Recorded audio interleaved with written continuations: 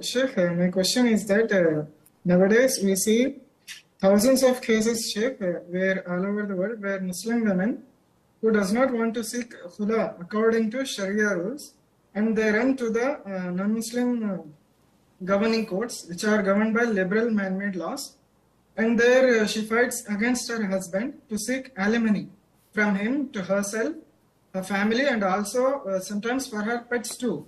So what's the hukum on these women in the eyes of Allah subhanahu wa ta'ala? Jazakum Allah khair. Wa jazakum. What Yunus is referring to is unfortunately prevailing in non-Muslim countries, where women, when seeking divorce from their husbands, they do not follow sharia, though they have the option in the Islamic court. Rather, they go to the civil court or the man-made law court, where they would file for divorce, knowing that these disbelievers would give her way more than her rights. So they would say half of the wealth of the husband goes to you.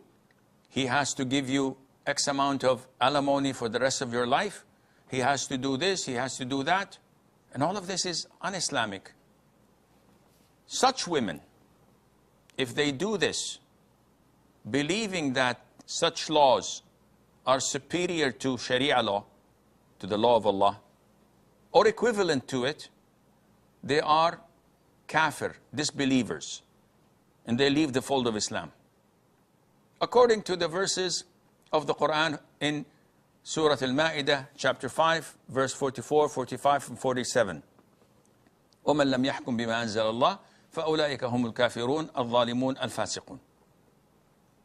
And if she believes that, no, these courts have no superiority, have no legitimacy, and I am just simply stealing this man's wealth.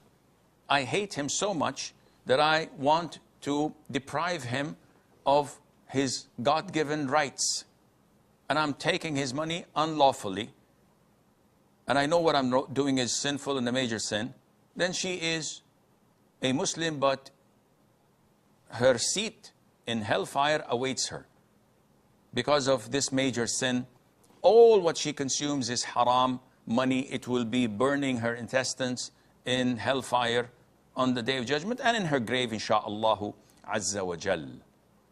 Unfortunately, I've done counseling sessions with hundreds of such women who claim to be Muslims from America, from Canada, from Europe, and they insist.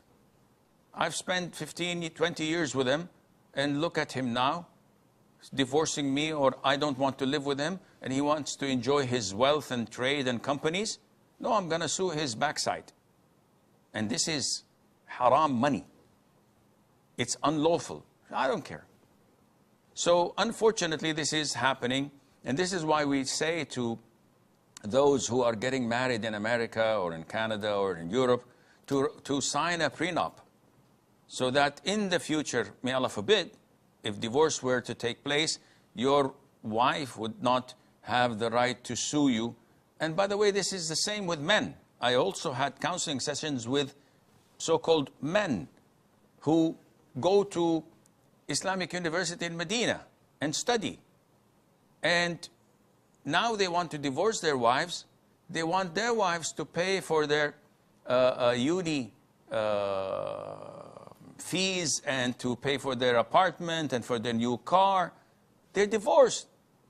And they bought it, and their parents have money, but still, as long as the system allows it. And I speak to some of them, and I say, Akhi, fear Allah. I say, no, I didn't want this. My lawyer said this. I'm going to correct it. And Allah knows if he did correct it or not, but his punishment, if he's lying, awaits for him in this life.